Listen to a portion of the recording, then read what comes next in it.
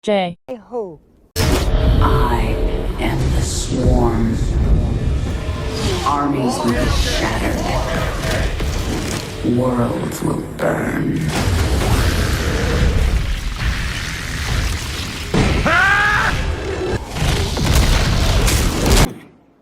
All hail Jay! All hail Jay!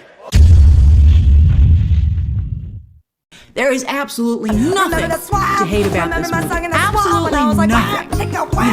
If anyone hates on it again, that's a commentary on themselves. Well, hello everyone, here it is. The long-awaited, long-anticipated My Little Mermaid review.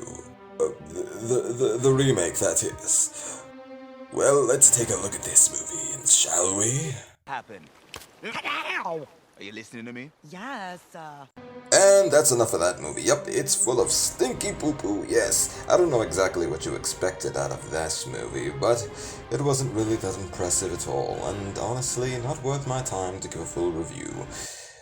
remember the song? Remember my song in the song when I was like, shut up! I remember. How about we just watch Spider-Man instead?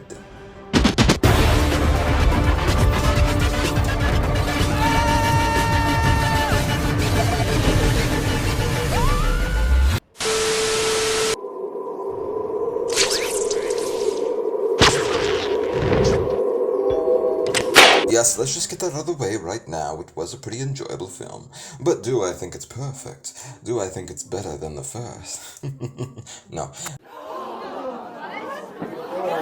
You need to leave! It's disgusting. I will explain though, because I know that you're already getting your pitchforks ready. Or, in the modern case, you're probably just typing up a storm in that keyboard in that comment section right now. But let me explain why I feel this way. First, let's just talk about the positives and get them out of the way. The way this movie starts is pretty good, when the movie actually starts, that is. The cinematography is beautiful. The animation is actually very good in this movie. I love how stylized it is. It takes all of the attributes of the first film and dials it up to 10,056. It's incredible. I love it very much. And just the acting. It's a chef's kiss, honestly. It's very fantastic. And so is the soundtrack. The audio quality is pretty impressive in this film. I must say that this is definitely one of the few Marvel films I would not, not mind watching again, It was actually pretty enjoyable to see. And let me tell you right now, Spider-Man fans, if you are a Spider-Man fan, you will definitely love this film. It is definitely nostalgia overload, full of different Spider-Man references while still managing to tell its own original story. Kind of similar to what they did in Spider-Man No Way Home. Whether it did it better in that film or this film, I will leave that up to you. But I will say that there are similarities in that particular set of circumstances. Though I will say that this film definitely goes the extra mile and really leans into the multiverse concept, which I love. I've never seen a film dive into the multiverse concept this radically since I've seen Everything Everywhere All at Once, which is another incredible film, by the way, that you should watch. Without getting too much into spoiler territory, I would say that the best part about this film is definitely the characters. I enjoyed how they built up upon Miles' character, and I enjoyed how they built up upon Gwen's character.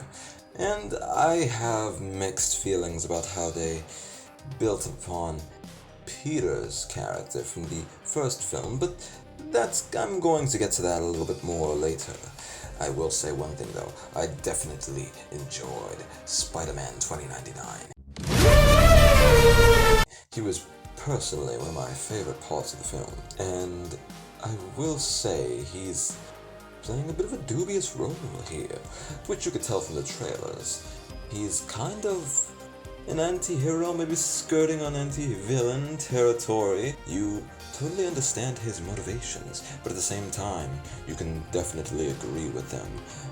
But maybe you might agree with them. That is honestly totally up to you. And I personally enjoy the way that they went about this in the film. It really helped to make his character feel fully three-dimensional. And with that being said, there is a major antagonist in this film, though I personally don't want to spoil it for you, but I will say that it was very interesting, because one thing that I did not expect was that the villain actually had his own arc. He became more of a villain as the movie proceeded, and honestly that was very entertaining to see, and I must say I really, really enjoyed that, being a supervillain myself, you know.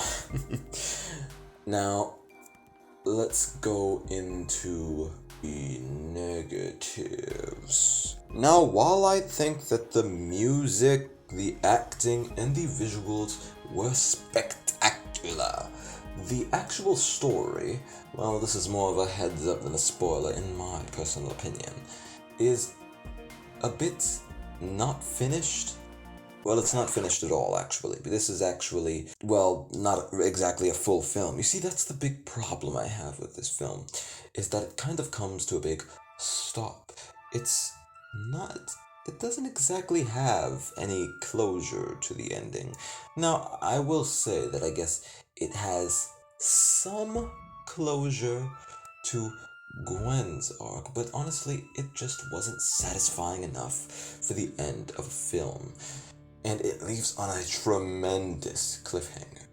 Yes, I know that there have been part 1 and 2s before, but you must understand that this movie had changed its title from Across the Spider-Verse Part 1 to just Across the Spider-Verse, and the second movie is Beyond the Spider-Verse, differentiating them into two different movies instead of one movie that is split in two, which apparently still seems to be the case.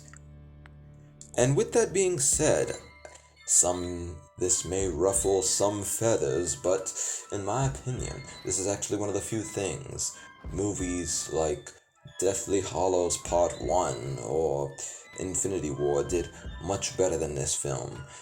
They actually had satisfying conclusions to their films that made them stand on their own. A lot of the conflicts in Across the Spider-Verse don't exactly come to a conclusion, and while I do really enjoy the film, it doesn't exactly stand on its own because it can't, because it has no real conclusion to most of its arcs and story beats that are set up. It means that if Beyond the Spider-Verse is a terrible film, that will unfortunately lower the quality of this film. And with that being said, I can't really give this movie a full rating, because, well, it's not exactly a finished movie, and I will have to wait until the second part comes out before I can fully review the movie, so then I would have to wait till both of the parts come out so I can look at both of them as one movie, and then I'll be able to judge them as one single entity. Which does kind of ruffle my feathers a bit.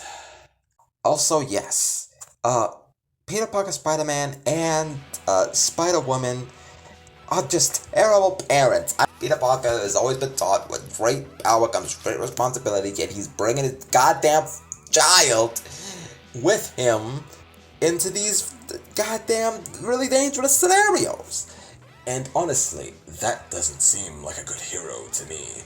Shame upon you, Peter Parker. I know that you fell off, but you know better than this. And same goes for Spider-Woman. I mean, this woman is pregnant, and then she's going into all of these dangerous fight scenes. Now, people can make arguments that maybe, she doesn't really have much of a choice because she's the only Spider-Woman in her universe. And if nobody is, if she's not going to be able to fight, then who will? But we forget that she is also a part of a goddamn multi-dimensional spider group. And I mean, in all the situations that she's in the context of this specific film, she doesn't necessarily need to be there, because it's not her universe!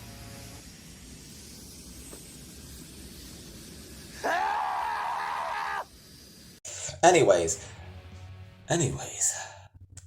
just need to catch my breath. That is besides the point. So I will say that this movie is not without its flaws, in my opinion, but it is a very good movie. And it's definitely one of the best movies I've seen in a really long time. I've honestly really enjoyed myself, despite the criticisms I've had. And I don't think people should take that too personally.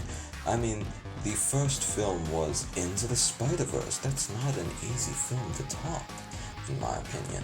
And yes, I do still think that the first movie is better, but I will say that this movie did have the potential to surpass that film in so many ways. Though unfortunately, I don't feel like it fully passed the mark, though it was extremely close. It's just that, well, the film doesn't exactly feel as complete as the first film, and it doesn't stand on its own like the first film did. And people will make excuses for that, but the facts are the facts, and that's just the way it is. If you served me half a steak, and then said that you would give me the other half in like a week or two, am I supposed to say that I got the full experience? It's just not the same.